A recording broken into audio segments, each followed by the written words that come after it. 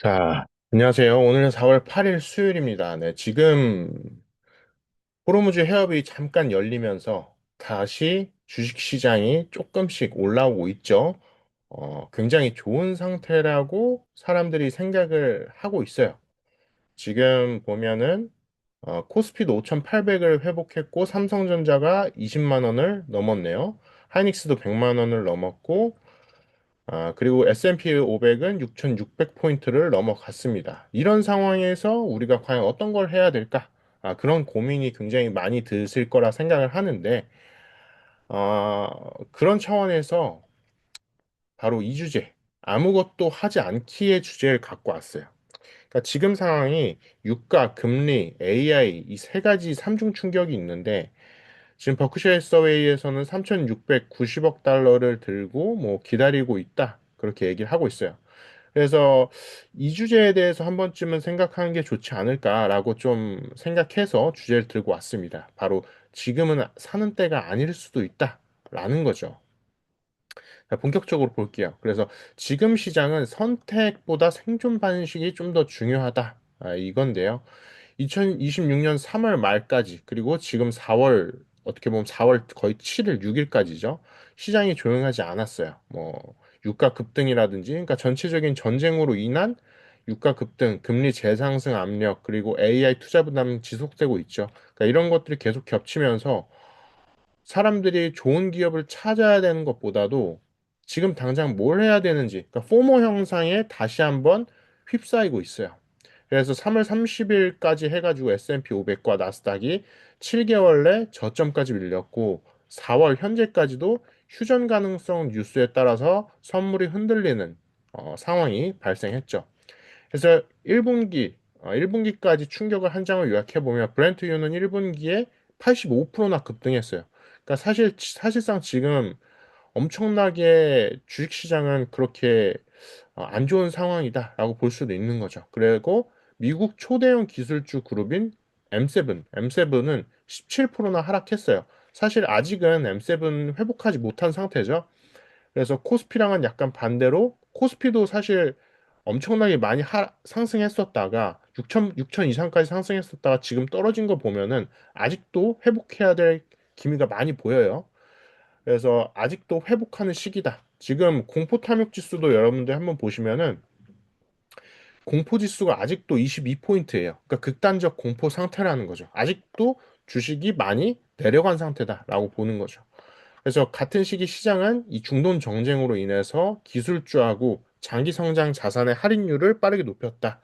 그래서 우리가 어떤 빅테크나 그런 서사를 보는 데 있어서 얼마의 금리로 할인할 것인가 이게 굉장히 중요하다라는 거죠. 그럼 왜 시장이 흔들리나를 생각을 해보면 전체적으로 전쟁으로 인해서 유가가 4주 동안 50% 이상 상승했고 이로 인해서 가계의 인플레이션이 기대가 흔들리고 그리고 시장이 금리 인하를 더 이상 안 하겠다. 뭐 이제 동결을 하겠다. 이런 얘기들이 계속 흘러나오고 있고 불안해지고 있고 그리고 4월 6일 시티은행이 강한 고용과 지속적인 인플레이션 위험을 반영해서 연준의 금리 인하 예상 시점을 6월, 7월, 9월에서 9월, 10월, 12월로 미뤘습니다. 굉장히 뒤로 미룬 거죠. 그렇기 때문에 주식시장이 사실 이것만 딱 봤을 때는 월 말까지 주식시장이 안 좋아질 수 있다라고도 우리가 생각해 볼 수 있어요. 그래서 유가 상승이 결국에는 금리 문제로 번진 거죠. 그래서 우리가 여기에서 다시 한번 생각해 봐야 될 건 어쩌면 최고의 투자자는 움직이지 않는 사람, 그러니까 내가 스스로 마음을 잡아서 안 움직일 수 있는 사람이다라고도 볼 수 있는데요. 버크셔 해서웨이가 2025년 말 기준에서 현금성 자산이 477억 달러, 그리고 단기 국채는 3,214억 달러. 그래서 대기성 유동성만 해서 3,690억 달러라고 하는데요. 그래서 버크셔는 총 유동성 300억 달러 아래로 내려가면 자사주도 사지 않겠다라고 했습니다. 그래서 이걸 딱 봤을 때 소극적이다라고 볼 수도 있는데 역시나 워렌 버핏의 의지에 따라서 기회가 아닐 때 억지로 행동하지 않는 능력의 규모다. 그래서 버핏의 무기는 예측하는 게 아니라 유동성과 절제다. 사실 개인 투자자는 이런 부분이 굉장히 힘들 거예요. 지금 당장 주가가 올라가는 것 같은데 여기에 올라타야 되지 않을까? 이런 생각을 굉장히 많이 하는 거죠. 그래서 이런 부분에 있어서 우리가 다시 한번 이 절제하는 습관을 좀 생각을 해보자라는 거죠. 그래서 AI는 맞는데 가격과 타이밍이 문제다라는 거죠. 그래서 로이터에 따르면 미국 빅테크의 AI 자본 지출은 2026년에는 6,300억 달러 정도, 27년에 8천억 달러로 전망하고 있어요. 그러니까 전망치보다 사실상 더 많아질 확률이 높아요. 많아지면 많아졌지 낮아질 확률은 없는 거죠. 그리고 모건 스탠리 추정으로는 26년과 27년 누적 카펙스가 1조 4천억 달러에 달해서 예상 영업 현금 흐름의 거의 90%를 소진할 수 있다. 그래서 시장은 AI는 미래라는 말보다 그 투자가 언제 수익으로 증명되는가를 계속 공격적으로 묻기 시작했습니다. 그래서 AI 서사는 유효하지만 현금 흐름 증명 전까진 변동성이 커질 수밖에 없다. 그래서 사실상 지금 주도주라고 하는 빅테크의 1위부터 뭐 10위까지로 했을 때 빅테크들 중에 어떤 기업들이 지금 현금 흐름으로 증명을 하고 있나 생각을 해보면 뭐 구글이나 그리고 엔비디아, 뭐 아마존 몇 개 없어요. 예, 지금 메타 같은 기업들도 굉장히 힘든 상황입니다. 그렇기 때문에 우리가 이렇게 내가 꼭 매수를 해야겠다 싶으면은 진짜 빅테크 중에서도 그러니까 빅테크 M7도 흔들리고 있기 때문에 M7 중에서도 우리가 골라서 봐야 된다는 거죠. 정말 AI로 돈을 벌고 있는지. 메타 같은 경우에는 AI로 돈을 벌고 있기보다 오히려 돈을 더 쓰고 있어요. 엔비디아 같은 경우도 AI라고는 하지만 데이터 센터로 돈을 벌고 있는 거죠. 그렇기 때문에 우리가 이거에 대해서는 좀 더 생각을 하면서 어떤 AI에 투자하고 있고, 그리고 AI로 돈을 벌고 있는지를 우리가 생각을 해봐야 됩니다. 그래서 현재 상태는 패닉이 아니라 리어저스트다. 그러니까 재조정해야 되는 시간이다라는 거죠. 그래서 뱅가드 같은 경우에는 변동성과 리스크 자체가 투자의 일부라고 설명하고 있어요. 그러니까 뱅가드하고 모닝스타 같은 경우는 기관 이름이에요.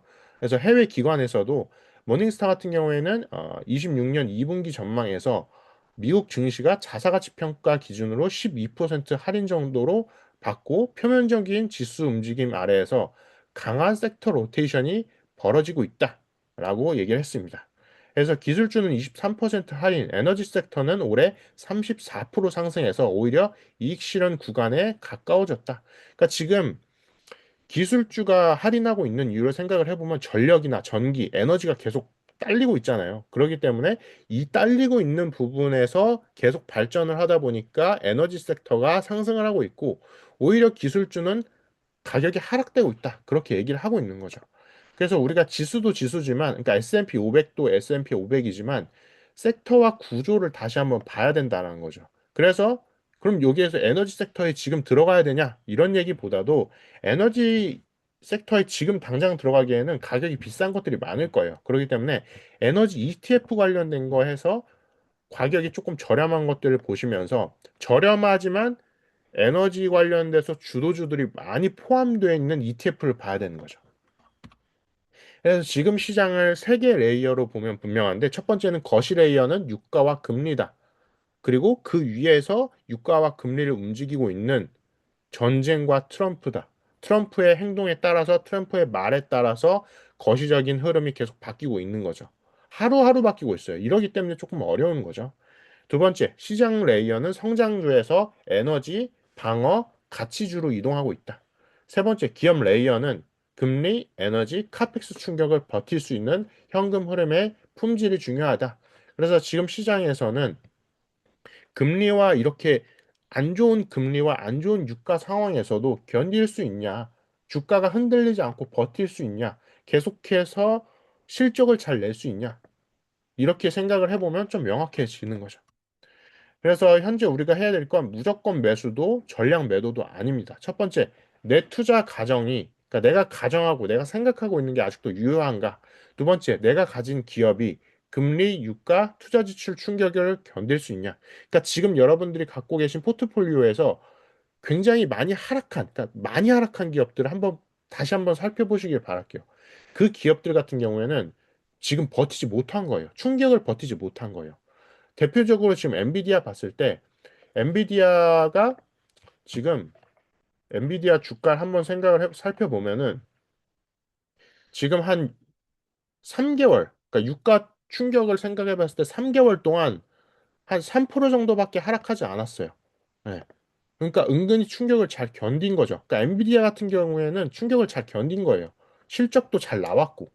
그래서 이런 기업들은 괜찮은데 막 예를 들어서 20% 이상 하락했다. 그런 기업들은 다시 한번 내가 추가적인 매수를 과연 해야 될까? 이걸 고민해야 된다는 거죠. 세 번째, 과연 그럼 흔들리는 이유가 데이터 때문인지 감정 때문인지. 네 번째, 분석은 늘리고 매매는 줄이고 있는가. 그래서 분석을 좀 더 늘리고 내가 지금 매수하고 매도하는 걸 좀 줄여야 된다는 거죠. 그래서 뱅가드 같은 경우에는 뱅가드라는 기관에서는 장기 성과를 좌우하는 핵심 변수들이 결국 내가 통제할 수 있는 범위 내에 있냐 이거에 대해서 얘기를 하고 있습니다. 그래서 지금은 나만의 원칙을 잘 정해야 된다는 거. 그래서 여러분들한테 추천드리고 싶은 책이 있는데 어, 그 레이 달리오의 원칙이라는 책이 있어요. 많이 들어보셨죠? 그 책 한번 도서관 가서 꼭 읽어보시길 바랄게요. 그리고 실전 포지셔닝에서 관점에서 볼 기업군을 한번 살펴볼게요. 첫 번째, 버크셔 해서웨이. 버크셔 해서웨이를 보다 보면은 현금과 단기 국채를 통한 압도적인 옵션 가치가 갖고 있습니다. 이걸 매수하라는 게 아니라 이 기업이 어떻게 움직이고 있냐, 현재 어려운 상태에서. 그리고 이 두 번째는 에너지 관련된 기업입니다. 엑슨모빌과 쉐브론이 있어요. 예, 쉐브론 같은 경우에는 워렌 버크셔 해서웨이도 현재 보유를 하고 있는 기업입니다. 그래서 유가 충격 구간의 해지축이다. 그러니까 에너지 기업이기 때문에 지금 어느 정도 상승과 하락을 조금 덜 하고 있다는 거죠. 그리고 세 번째, 마이크로소프트, 아마존, 알파벳, 구글이죠. 메타, AI 카펙스의 핵심 집행자입니다. 관전 포인트는 수익화 속도가 AI를 통한 수익화 속도가 어느 정도인지 봐야 된다는 거죠. 네 번째, 엔비디아와 브로드컴, AI 인프라 수요의 직접적인 수혜축입니다. 다만 금리와 밸류에이션 민감도도 크다라는 거죠. 그래서 우리가 조금 이걸 나눠서 볼 필요가 있는 거죠. 버크셔 해서웨이라는 대표적인 가치주, 그리고 에너지주, 그리고 M7에서 AI 카펙스에 돈을 많이 투자하고 있는 기업들, AI 소프트웨어를 다루고 있는 기업들, 네 번째로는 AI 관련된 인프라를 담당하고 있는 기업들, 이렇게 조금 나눠서 봐야 된다는 거죠. 그래서 여기에서는 건강한 그냥 단순히 강한 종목을 찾는 게 아니라 유가와 금리 충격을 견디면서도 현금 흐름을 지킬 수 있는가? 이걸 다시 한번 말씀드리겠고요. 마지막으로 말씀드리면 때로 최고의 투자는 아무것도 하지 않는 것이다라고 말씀드리고 싶어요. 저도 최근 들어서 투자를 거의 쉬고 있어요.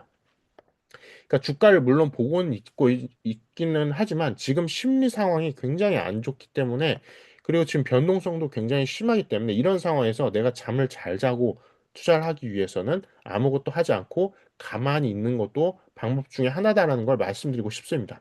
그래서 지금 시장의 구조는 유가 상승, 금리 상승 압력, 그리고 성장주 할인율 상승, AI 투자 부담이 부각되고 있고 빅테크의 변동성이 확대되고 있다. 이렇게 볼 수가 있습니다.